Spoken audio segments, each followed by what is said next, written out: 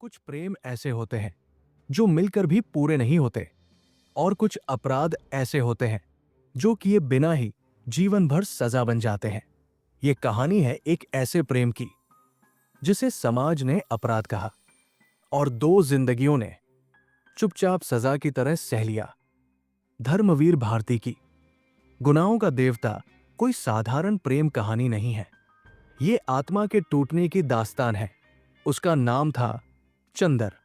पढ़ा लिखा, विचारशील और भीतर से बेहद संवेदनशील। वो उन लोगों में से था जो ज्यादा बोलते नहीं लेकिन ज्यादा महसूस करते हैं। चंदर के लिए प्रेम सिर्फ भावना नहीं था, वो जिम्मेदारी था और त्याग था। और फिर उसके जीवन में आई सुधा, शांत और भीतर से बहुत गहरी। उसकी आंखों में कोई चंचलता नहीं थी, बल्कि एक अजीब सी गंभीरता थी। सुधा प्रेम को खेल नहीं समझती थी, वो उसे पूजा की तरह मानती थी। चंदर और सुधा का प्रेम शब्दों से नहीं शुरू हुआ, न कोई प्रस्ताव, न कोई वादा।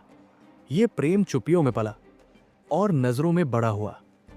दोनों जानते थे कि वे एक दूसरे से प्रेम करते हैं, फिर भी कभी स्वीकार नहीं किया, क्योंकि वे जानते थे समाज इसे गुनाह कहेगा।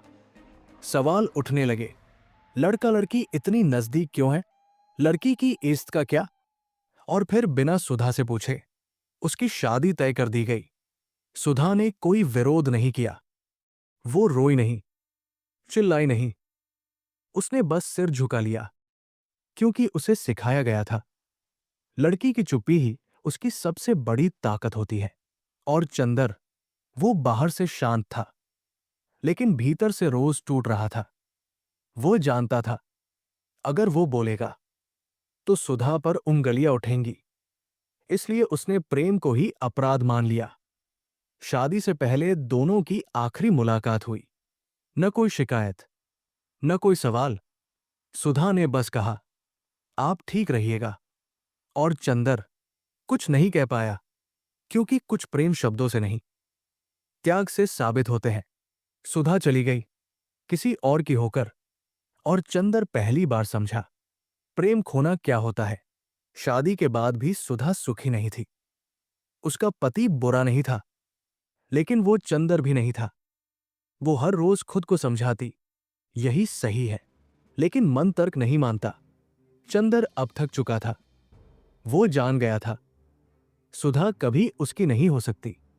और तब उसने जीवन का सबसे कठिन निर्णय लिया। वो सुधा से हमेशा के लिए दूर चला गया। उसने सुधा को खोकर उसे बचा लिया, और सुधा ने चुप रहकर प्रेम को अमर बना दिया। कुछ प्रेम मिलकर पूरे नहीं होते, लेकिन वे जीवन भर साथ रहते हैं। गुनाहों का देवता हमें यह सिखाता है, प्रेम कभी अपराध नहीं होता। समाज की सोच उसे अपराध बना देती है। अगर ये कहानी आपकी आंखों को नम कर गई हो, तो समझिए, ये प्रेम आज भी जिंदा है।